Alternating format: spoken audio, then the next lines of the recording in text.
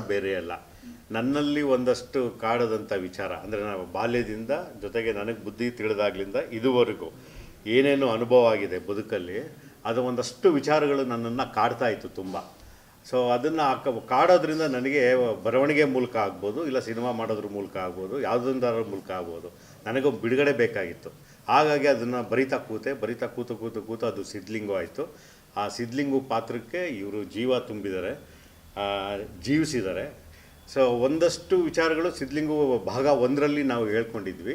ಇನ್ನೂ ಒಂದಷ್ಟು ವಿಚಾರಗಳಿತ್ತು. ಜೊತೆಗೆ ಅದಾದ ಮೇಲೂ ಸಿದ್ಲಿಂಗು ಬಂದು 12 ವರ್ಷ ಆದಮೇಲೂ ಕೂಡ ಇವತ್ತಿನವರ ತನಕ ನನ್ನಲ್ಲಿ ಒಂದಷ್ಟು ತಲ್ಲಣಗಳು ಮತ್ತು ಒಂದಷ್ಟು ವಿಚಾರಗಳು ನನ್ನನ್ನು ಕಾಡೋಕ್ಕೆ ಶುರು ಮಾಡ್ತು ಸಿದ್ಲಿಂಗು ಸುತ್ತಮುತ್ತಾನೆ.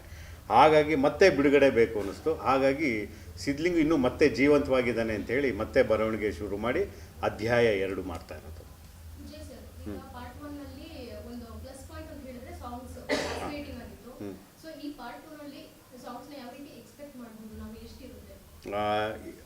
ಈ ಅಧ್ಯಾಯ 2ರಲ್ಲೂ ಕೂಡ ನವಿರಾದ ಹಾಡುಗಳಿದೆ, ಹಿಂಪಾದ ಹಾಡುಗಳಿದೆ. ನೀವೇನು ನಿರೀಕ್ಷೆ ಇಟ್ಕೊಂಡು ಬಂದಿರ್ತೀರ ಆ ರೀತಿ ಕಥೆನೂ ಇದೆ, ಹಾಡು ಇದೆ, ಸಂಭಾಷಣೆಯೂ ಇದೆ, ಇಡೀ ಚಿತ್ರಣವೇ ಇದೆ. ಸರ್, ಈಗ ಪಾರ್ಟ್ 1ನಲ್ಲಿ ಯೋಗಿ ಸರ್ ಜೊತೆಗೆ ಮತ್ತೊಂದು ಪ್ಲಸ್ ಪಾಯಿಂಟ್ ಅಂದರೆ ಅದೇ ರಮ್ಯಾ ಮೇಡಮ್ ಸಿನಿಮಾದ ಒಂದು ತೂಕ ಇತ್ತು. ಈ ಸಿನಿಮಾಗೆ ಪಾರ್ಟ್ 2 ಮಾಡಬೇಕಾದ್ರೆ ಏನು ಭೇಟಿ ಆಗಿದ್ರ, ರಮ್ಯಾ ಮೇಡಮ್ ಅಪ್ರೋಚ್ ಮಾಡಿದ್ದು ಉಂಟಾ, ಅಥವಾ ಏನಾದರೂ ಪ್ಲಾನ್ಸ್ ಬೇಡ ಅಂತ ಡಿಸೈಡ್ ಆಗಿತ್ತ? ಅಂದ್ರೆ ಸರ್ ಹೇಳಿದಾಗಲೇ ಡೆತ್ ಆಗಿರುತ್ತೆ ಲಾಸ್ಟ್ ಸೀಸನ್ ಅಂತ, ಆದರೂ ಕೂಡ ಎಷ್ಟು ಸಿನಿಮಾ ಆಗಿರೋದ್ರಿಂದ ಏನು ಬೇಕಾದ್ರೂ ಆಗ್ಬೋದು, ಹಾಗಾಗಿ ಭೇಟಿ ಆಗಿದ್ದು ಇಲ್ಲ. ಅಂದರೆ ಕತೆಗೋಸ್ಕರ ಭೇಟಿಯಾಗಿದ್ವಿ, ಕತೆಗೋಸ್ಕರ ಭೇಟಿಯಾಗಿರಲಿಲ್ಲ. ಯಾಕೆಂತಂದರೆ ಮೊದಲನೇ ಭಾಗದಲ್ಲಿ ನೀವು ಎಲ್ರಿಗೂ ಗೊತ್ತು, ಕ್ಲೈಮ್ಯಾಕ್ಸಲ್ಲಿ ಅವರು ಕಾಲವಾಗಿರ್ತಾರೆ. ಹಾಗಾಗಿ ಮತ್ತೆ ಮುಂದುವರ್ಸೋಕ್ಕೆ ಸಾಧ್ಯ ಇಲ್ಲ. ಮುಂದುವರ್ಸಿದ್ರು ಕೂಡ ಫ್ಲ್ಯಾಶ್ ಬ್ಯಾಕಲ್ಲಿ ಬರೋವಂಥದ್ದು, ಇನ್ನೊಂದು ಮಾಡೋವಂಥದ್ದು, ಈ ರೀತಿ ಮಾಡಬೇಕಾದಂಥ ಪ್ರಸಂಗ ಬರ್ತಾಯಿತ್ತು. ಬಟ್ ಅದೆಲ್ಲ ಕತೆಗೆ ಪೂರಕವಾಗಿರಲಿಲ್ಲ. ಮೂಲ ಕತೆಗೆ ನಾವು ಧಕ್ಕೆ ಮಾಡ್ದಂಗೆ ಆಗ್ತಾಯಿತ್ತು. ಹಾಗಾಗಿ ಆದರೂ ವಿಚಾರವಾಗಿ ನಾವು ಏನು ಪ್ರಸ್ತಾಪ ಮಾಡಿಲ್ಲ. ಮತ್ತು ಭೇಟಿಯಾಗಿದ್ವಿ, ಸಿನಿಮಾ ಶುರು ಮಾಡ್ತಿದ್ದೀವಿ ಅಂತಲೂ ಹೇಳಿದ್ವಿ. ಅವರು ತುಂಬುವುದರಿಂದ ಕೂಡ ನಮ್ಗೆ ಹಾರೈಸಿದ್ರು.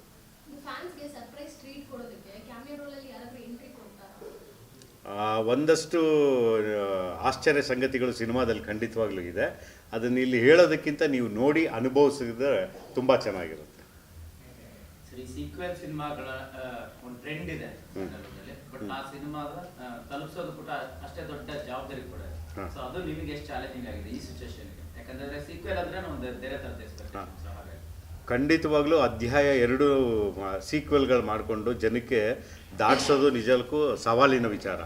ಬಟ್ ಕೆಲವು ಸತಿ ಅದೇ ಸರ್ ಹೇಳಿದಂಗೆ ಆಗ್ಲೇ ಪಾರ್ಟ್ 1ನಲ್ಲಿ ಬೇರೆ ಕತೆ ಇರುತ್ತೆ, ಪಾರ್ಟ್ 2ನಲ್ಲೇ ಬೇರೆ ಕತೆ ಇರುತ್ತೆ. ಆದರೆ ಶೀರ್ಷಿಕೆ ಮಾತ್ರ ಅದೇ ಇರುತ್ತೆ.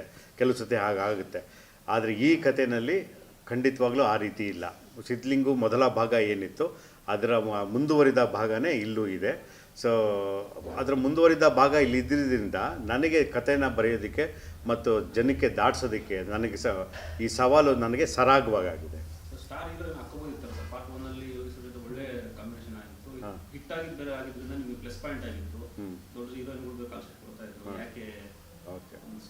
ಸರ್, ಪ್ರತಿ ಸಿನಿಮಾದಲ್ಲೂ ಬೌಂಡ್ ಸ್ಕ್ರಿಪ್ಟ್ ಏನಿರುತ್ತೆ ಅದು ಯಾವಾಗಲೂ ಸ್ಟಾರು. ಸ್ಕ್ರಿಪ್ಟು ಯಾವಾಗ ಸ್ಟಾರ್ ಆಗಿರುತ್ತೆ, ಉಳಿದವ್ರು ಎಲ್ಲರೂ ಯಾರು ಸೇರಿಕೊಳ್ತಾರೆ ಆವಾಗ ಅವರೆಲ್ಲರೂ ಸ್ಟಾರ್ ಆಗ್ತಾರೆ. ಹಾಗಾಗಿ ಪ್ರತಿಯೊಬ್ಬರು ಕೂಡ ಇಲ್ಲಿ ಸ್ಟಾರ್ಗಳೇ ಮತ್ತು ಪ್ರತಿಯೊಬ್ಬ ಪಾತ್ರಗಳು ಕೂಡ ಸ್ಟಾರ್ಗಳೇ. ಪಾತ್ರಗಳು ಇಲ್ಲಿ ಸ್ಟಾರ್ಗಳಾಗಿರಬೇಕು. ಪಾತ್ರಗಳು ಸ್ಟಾರ್ಗಳಾಗಿದ್ದಾಗ ಅಭಿನಯಿಸುವಂಥ ಕಲಾವಿದರು ಕೂಡ ಸ್ಟಾರ್ ಆಗ್ತಾರೆ. ಆ ಥರದ್ದು ಒಂದಷ್ಟು ಹೆಜ್ಜೆಗಳಿಲ್ಲಿದೆ. ಅದು ಚಿತ್ರ ನೋಡಿದ್ರೆ ನಿಮ್ಗೆ ಅರ್ಥ ಆಗುತ್ತೆ. ಈಗ ಸಿದ್ಲಿಂಗ್ ಆದ್ಮೇಲೆ ಸಾಕಷ್ಟು ಸಿನಿಮಾಗಳು ಬಂದರೂ ಕೂಡ ನಿಮಗೆ ಒಂದು ಸ್ಟ್ರಾಂಗ್ ಕಮ್ಬ್ಯಾಕ್ ಆಗಲಿಲ್ಲ. ನಾವು ಕೂಡ ಆ್ಯಕ್ಚುಲಿ ಒಂದು ಒಳ್ಳೆ ನಟ, ಒಂದು ಒಳ್ಳೆ ಸಿನಿಮಾ ಬರ್ತಾ ಇಲ್ಲ, ಒಂದು ಒಳ್ಳೆ ರಗಡ್ ಬೇಕು, ಒಂದು ಒಳ್ಳೆ ಕಲ್ಟಿ ಸಿನಿಮಾ ಬೇಕು ಅಂತ ನಾವು ಮಾತಾಡ್ಕೊಂಡಿದ್ದು ಉಂಟು. ಸಿದ್ಲಿಂಗಿಂದ ಎಕ್ಸ್ಪೆಕ್ಟ್ ಮಾಡ್ಬೋದು? ಖಂಡಿತವಾಗ್ಲೂ. ಇವಾಗ ನೀವು ಯಾವ ರೀತಿ ಎಕ್ಸ್ಪೆಕ್ಟ್ ಮಾಡ್ತಿದ್ರೋ ನಿಮ್ಗಿನ್ನ ಡಬಲ್ ನನಗೆ ಆಸೆ ಇದೆ ಇವಾಗ ಒಂದು ಹಿಟ್ ಕೊಡಲೇಬೇಕು ಅಂತ. ಆಯಿತು, ಆಲ್ಮೋಸ್ಟ್ ಒಂದು 10-12 ವರ್ಷ ಆಯಿತು ಒಂದು ದೊಡ್ಡ ಹಿಟ್ ಸಿನಿಮಾ ಕೊಟ್ಟು. ಸೊ ಈ ಸಿದ್ಲಿಂಗು ಇಂದ ಖಂಡಿತವಾಗ್ಲೂ ಅದೊಂದು ಒಂದು ಹಿಟ್ ನನಗೆ ಸಿಕ್ಕೇ ಸಿಗುತ್ತೆ. ಆ ನಂಬಿಕೆ ನನಗಿದೆ. ನಮ್ಮ ಡೈರೆಕ್ಟರ್ ಮೇಲೆ ಮತ್ತು ನಮ್ಮ ಇಡೀ ಸಿನಿಮಾ ತಂಡದ ಮೇಲೆ ತುಂಬ ನಂಬಿಕೆ ಇದೆ. ಆ್ಯಂಡ್ ನಾವು ಡಬ್ಬಿಂಗ್ ಮಾಡ್ತಿರೋದ್ರಿಂದ ನಾವು ಸಿನಿಮಾ ಕಂಪ್ಲೀಟ್ ಒಂದ್ಸಲಿ ನೋಡಿದ್ದೀವಿ. ಸೊ ಎಲ್ಲಿ ಜನಕ್ಕೆ ಯಾವ ಜಾಗ ಇಷ್ಟ ಆಗುತ್ತೆ, ಯಾವ ಪೋರ್ಷನ್ ಇಷ್ಟ ಆಗುತ್ತೆ, ಪ್ರತಿಯೊಂದು ನಮಗೆ ಇವಾಗ ಒಂದು ಆಲ್ರೆಡಿ ಒಂದು ಕ್ಲಾರಿಟಿ ಸಿಕ್ಕಿದೆ. ಸೊ ರೀರೆಕಾರ್ಡಿಂಗ್ ಆದಮೇಲೆ ಅದು ಇನ್ನೂ ಪ್ಲಸ್ ಆಗ್ತಾ ಹೋಗುತ್ತೆ. 100% ಇದು ಓವರ್ ಕಾನ್ಫಿಡೆನ್ಸ್ ಅಲ್ಲ, ತುಂಬ ನಂಬಿಕೆ ಇಟ್ಟಿರೋ ಒಂದು ಸಿನಿಮಾ ಇದು, ಖಂಡಿತವಾಗ್ಲೂ ಎಲ್ರಿಗೂ ಇಷ್ಟ ಆಗುತ್ತೆ. ಆಮೇಲೆ ಒಂದೇ ಒಂದು ಆಗ್ಲಿಂದ ಬರೀ ನಾವಿಬ್ಬರೇ ಮಾತಾಡ್ತಾ ಇದ್ದೀವಿ. ಇವರು ನಮ್ಮ ನಿರ್ಮಾಪಕರು ರಾಜು ಶ್ರೀಗೇರಿ ಅಂತ, ಮತ್ತು ಇನ್ನೊಬ್ಬರು ನಿರ್ಮಾಪಕರಿದ್ದಾರೆ. ಅವರಿಬ್ಬರು ಚಿತ್ರಕ್ಕೆ ನಿರ್ಮಾಪಕರು. ಒಬ್ಬರು ಬಂದಿದ್ದಾರೆ, ಇನ್ನೊಬ್ರು ಸ್ವಲ್ಪ ಕಾಸು ಅರೇಂಜ್ ಮಾಡೋಕ್ಕೆ ಹೋಗಿದ್ದಾರೆ. ರೆಡಿ ಮಾಡ್ಕೊಂಡು ಬರ್ತೀನಿ, ನೀವು ಮಾಡ್ತಾಯಿರಿ ಅಂತಂದರು. ಹಾಗಾಗಿ ಅವ್ರು ಬಂದಿಲ್ಲ. ಕಾಸು ವಿಚಾರ ಮಾತಾಡ್ತಿದ್ರಿ, ಎಷ್ಟು ಕಾಸು ಹಾಕಿದ್ರಿ? ಹಾಂ, ಪ್ರಶ್ನೆ ಚೆನ್ನಾಗಿದೆ, ಉತ್ತರ ಕೊಡೋದಕ್ಕೆ ಸ್ಥಳ ಸಮಯ ಸೂಕ್ತ ಅಲ್ಲ. ಒಂದು ಕ್ಲಾರಿಟಿ ಎಷ್ಟಾಗಿರ್ಬೋದು ಸಿದ್ಲಿಂಗ್ ಬಿಟ್ಟು ಬಿಗ್ ಬಜೆಟ್ ಇನ್ನೂ ಯಾವುದು ಕಾಸ್ಟ್ ಇದ್ರೊಳಗೆ ಅನ್ನೋದು ಹೇಳಕ್ಕೆ ಸಾಧ್ಯ ಇಲ್ಲ, ಇನ್ನೂ ನಡೀತಾ ಇದೆ. ಅಂದರೆ ಎಷ್ಟು ಬಜೆಟ್ ಆಗಿದೆ ಅನ್ನೋದು ಡಿಕ್ಲೇರ್ ಮಾಡಕ್ಕೆ ಸಾಧ್ಯ ಎಷ್ಟು ಮುಂದೆ ಯಾವುದು ಈಗ ಅಮೌಂಟ್ ನಮ್ಮದು ಇನ್ನೂ ಕಂಟಿನ್ಯೂ ನಡೀತಾ ಇದೆ, ವರ್ಕ್ ಆಗ್ತಾ ಇದೆ. ಸರ್, ಅಲ್ಲಿ ಮಾತಾಡಿ. ಯಾವ ಬಜೆಟ್ ಇಂದಲೂ ಹೇಳಕ್ಕೆ ಸಾಧ್ಯ ಇಲ್ಲ. ಈಗ ಆಗ್ತಿದೆ, ಏನಾಗಿದೆ, ಮುಂದೆ ಹೋಗ್ತಿದೆ. ಯಾವುದಕ್ಕೂ ನಮ್ಮ ಡೈರೆಕ್ಟರ್ಸ್ ಅವರು ಇದ್ದಾರೆ. ಹಾಗೆ ಹಾಂ, ನಮ್ಮದು first film Tom and Jerry, ಇದು 2ನೇ ಮೂವಿ. ನನಗೆ ಒಂದು ಇಂಟ್ರೆಸ್ಟ್ ಇದ್ದಿದ್ದರಿಗೆ ವರ್ಕ್ ಮಾಡಬೇಕಂತೇಳಿ ನನಗೊಂದು ಚಾನ್ಸ್ ಕೊಟ್ಟೋದಕ್ಕೆ ತುಂಬ ಥ್ಯಾಂಕ್ಸ್ ಅವರಿಗೆ. ಸಿನಿಮಾ ಶುರುವಾದಾಗ ಧ್ವನಿ ಚೆನ್ನಾಗಿತ್ತು, ಜೇರ್ ಧ್ವನಿಲಿ ಬರ್ತಾ ಇದ್ದಕ್ಕೆ ಪಾಪ ಹಿಡಿದಿದೆ. ಸ್ಲೋ ಅಲ್ಲಿ ಇಲ್ಲ, ಇವ್ರು ಮಾತಾಡೋದೇ ಹೀಗೆ. ಯೋಗಿ ಸರ್, ಈಗ ಇವತ್ತಿನ ಕಾಲಘಟ್ಟದಲ್ಲಿ ನಾವು ಕರ್ನಾಟಕದಲ್ಲಿ ಸಿನಿಮಾಗಳನ್ನ ಮಾಡ್ತಾರೆ ಸರ್, ಪ್ರಮೋಷನ್ ಮಾಡಿ ಜನರಿಗೆ ತಲುಪಿಸೋದು ತುಂಬ ಕಷ್ಟ ಇದೆ. ಅದರಲ್ಲೂ ಪ್ರಭಾಷಾ ಸಿನಿಮಾಗಳ ಹಾವಳಿಗಳಿದೆ, ಥಿಯೇಟರ್ಗಳು ಸಿಗೋದಿಲ್ಲ. ಇತ್ತೀಚೆಗೆ ಬಂದಂಥ ಸಿನಿಮಾಗಳು ಥಿಯೇಟರ್ ಸಿಗದೆ ಜೂನ್ ಚಂದ್ರು ಕಾಪಾಡ್ಕೊಂಡಿದ್ದ ಉದಾಹರಣೆಗಳಿವೆ, ರೀಸೆಂಟಾಗಿ ಆಗಿರೋ ಉದಾಹರಣೆಗಳು. ಪ್ರಮೋಷನ್ ವಿಚಾರದಲ್ಲಿ, ಥಿಯೇಟರ್ನ ಆಕ್ಯುಪೈ ಮಾಡೋ ವಿಚಾರದಲ್ಲಿ ನಿಮ್ಮ ಟೀಮ್ ವರ್ಕ್ ಹೇಗಿರುತ್ತೆ? ಇಲ್ಲ, ಅದ್ರ ಬಗ್ಗೆ ತುಂಬಾ ತುಂಬ ನೀಟಾಗಿ ಪ್ಲ್ಯಾನ್ ಮಾಡ್ತಾ ಇದ್ದೀವಿ ಈಗ. ಆ್ಯಂಡ್ ಈ ಸಮಸ್ಯೆ ಇವಾಗಿಂದಂತಲ್ಲ, ಸುಮಾರು ವರ್ಷದಿಂದ ಇದೆ. ಜಗ್ಗಿಗೆ ಗೊತ್ತಿದ್ದು, ಇದು ಪ್ರತಿ ಪ್ರೆಸ್ ಮೀಟಲ್ಲೂ ನಡೀತಾ. ರಿಲೀಸಿಗೆ ಮುಂಚೆ ಎಲ್ಲರೂ ಕೇಳ್ತಾರೆ, ಬೇರೆ ಭಾಷೆ ಸಿನಿಮಾಗಳ ಹಾವಳಿ ಜಾಸ್ತಿ ಇದೆ, ಸಿಗಲ್ಲ ಅಂತ.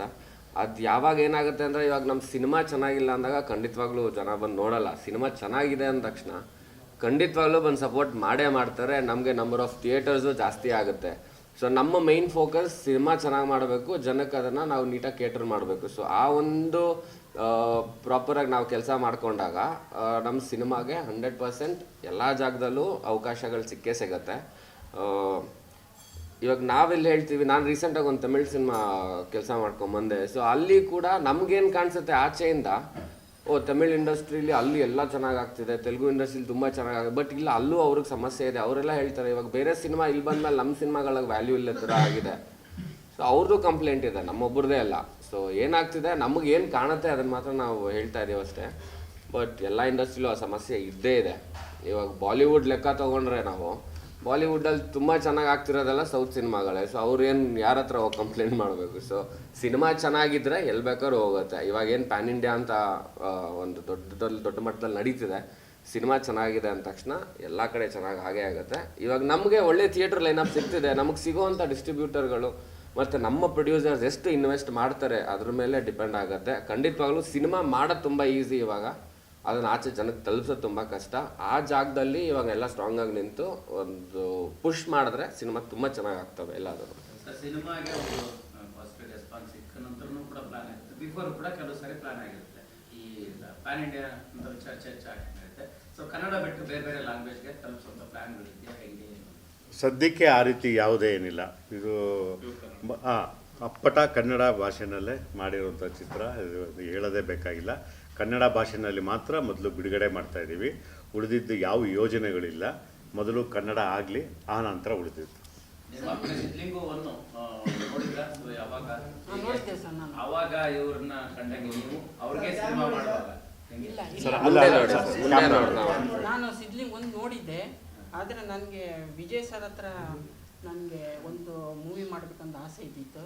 ಆಮೇಲೆ ನನಗೆ ಇದೊಂದು ಸಿದ್ಲಿಂಗ್ 2 ಅಂತ ಇದ್ರ ಆದ ನಂತರ ನನಗೆ ಒಂದು ಚಾನ್ಸ್ ಸಿಕ್ತು. ಅದಕ್ಕೆ ಅವರಿಗೆ ನಾನು ಮಾಡಿದ್ದೀನಿ. ಅವ್ರಿಗೆ ನನ್ನ ಜೊತೆ ಸಿನಿಮಾ ಮಾಡಬೇಕು ಅಂತ ಇತ್ತು. ಸೊ ಆಮೇಲೆ ನನಗೂ ಅವ್ರ ಜೊತೆ ಸಿನಿಮಾ ಮಾಡಬೇಕು ಅಂತ ಇತ್ತು, ಮತ್ತು ಯೋಗಿ ಸರ್ ಜೊತೆನೂ ಮಾಡಬೇಕು ಅಂತ ಇತ್ತು. ಒಂದು ಏನಂತಂದರೆ, ಅವರು ಸಿದ್ಲಿಂಗು ಭಾಗ 1 ನೋಡಿದರು. ಅದು ತುಂಬ ಇಷ್ಟ ಆಗಿತ್ತು. ಹಾಗಾಗಿ ಅವ್ರ ಹತ್ರ ನಾನು ಪ್ರಪೋಸ್ ಮಾಡಿದ ತಕ್ಷಣ, ಕತೆ ಹೇಳಿದ ತಕ್ಷಣ ಅವರು ಒಪ್ಕೊಂಡ್ರು ಸಿದ್ಲಿಂಗು 2 ಮಾಡೋಣ ಅಂತೇಳಿ. ಸೊ ಎಲ್ಲ ಸಮಾನ ಮನಸ್ಕರು ಸೇರಿ ಸಿನಿಮಾ ಮಾಡಿದ್ದೀವಿ. ಸೊ ಉಳಿದಂತೆ ಫೆಬ್ರವರಿ 14 ಬಿಡುಗಡೆ ಆಗ್ತಾಯಿದೆ.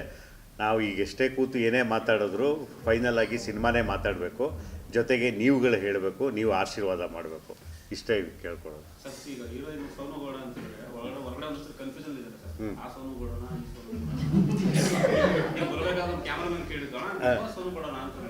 ಯಾವ ಸೋನಗೌಡ? ಬಿಗ್ ಬಾಸ್ ಅಲ್ಲಿ ಬಿಗ್ ಬಾಸ್ ಸೋನಗೌಡ. ಓಕೆ, ಆಗುತ್ತೆ, ಆ ಥರ ಡೌಟ್ ಕ್ಲಿಯರ್ ಆಗೇ ಆಗುತ್ತೆ. ಇಲ್ಲ ಆ ರೀತಿ ಪ್ರಶ್ನೆಗಳು ನನಗೂ ಬಂದಿದೆ, ಒಂದು 5-6 ಬಂದಿದೆ. ಸರ್ ಯಾಕೆ ಸರ್ ಹಿಂಗೆ ಅಂತಂದರು. ಇಲ್ಲಪ್ಪ ನೋಡಿ ನೀವು ಸಿನಿಮಾ ಅಂತಂದೆ. ಆಮೇಲೆ ಇವರಪ್ಪ ಅಂತಂದ್ವಿ. ಓ ಹೌದಾ, ಓಕೆ ಓಕೆ ಅಂತ ಹೇಳಿದೆ. ಹಾಗಾಗಿ ಫಸ್ಟ್ ನಾನೇ ಹೇಳ್ಬಿಡ್ತೀನಿ, ಇಂತಿ ನಿನ್ನ ಪ್ರೀತಿಯ ಸಿನಿಮಾದ ಸೋನು ಗೌಡ ಅಂತಾನೆ ಫಸ್ಟ್ ಶುರು ಮಾಡ್ಬಿಡ್ತೀನಿ. ಇಲ್ಲಿ ನಾನು ಜಯಂತಿಗೆ ಫಸ್ಟ್ ಪಾರ್ಟಲ್ಲಿ ಆಂಡರಮ್ಮ ಅವ್ರದ್ದು ಲವ್ ಸ್ಟೋರಿ ಇದರಲ್ಲೇ ಕಂಟಿನ್ಯೂ ಆಗುತ್ತೆ ಹೇಗೆ? ಅವ್ರ ಜೊತೆ ಲವ್ ಸ್ಟೋರಿ ಇರ್ಲಿಲ್ವಲ್ಲ. ಲವ್ ಸ್ಟೋರಿ ಇಟ್ಟಿದ್ರು ರಮ್ಯಾ ಜೊತೆ ತಾನೆ, ಅದು ಆಕಸ್ಮಿಕ. ಅದು ಎಲ್ಲರೂ ಆರಾಮಾಗಿದ್ದಾರೆ, ಇವರೊಬ್ರು ಎದ್ರು ಈಗ. ಸಿಕ್ಕಲ್ಲ ಡೌಟ್ ಅವ್ರವ್ರಿಗೆ ಬೇರೆ ಬೇರೆ ತರ ಇದೆ. ನಿಮ್ಮ ಸಿನಿಮಾ ಹಂಗೆ ಇರುತ್ತಲ್ಲ ಸರ್, ಹಾಗೆ ಒಂದು ಪೋಲಿ ಕಾವ್ಯಗಳು ನಮ್ಮಲ್ಲೂ ಸರ್ ನಂದ್ರಲ್ಲಿ ಇದು ತುಂಟು ಥರ ಇರುತ್ತೆ, ಬಟ್ ಒಂಚೂರು ಕ್ರಾಸ್ ಆಗಿದ್ರಿಂದ ಪೋಲಿ ಆಯಿತು.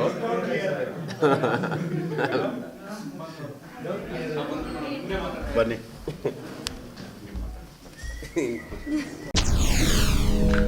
SSTV ಸಿನಿಮಾ ಜಗತ್ತಿನ ಕ್ಷಣ ಕ್ಷಣದ ಸುದ್ದಿಯೊಂದಿಗೆ.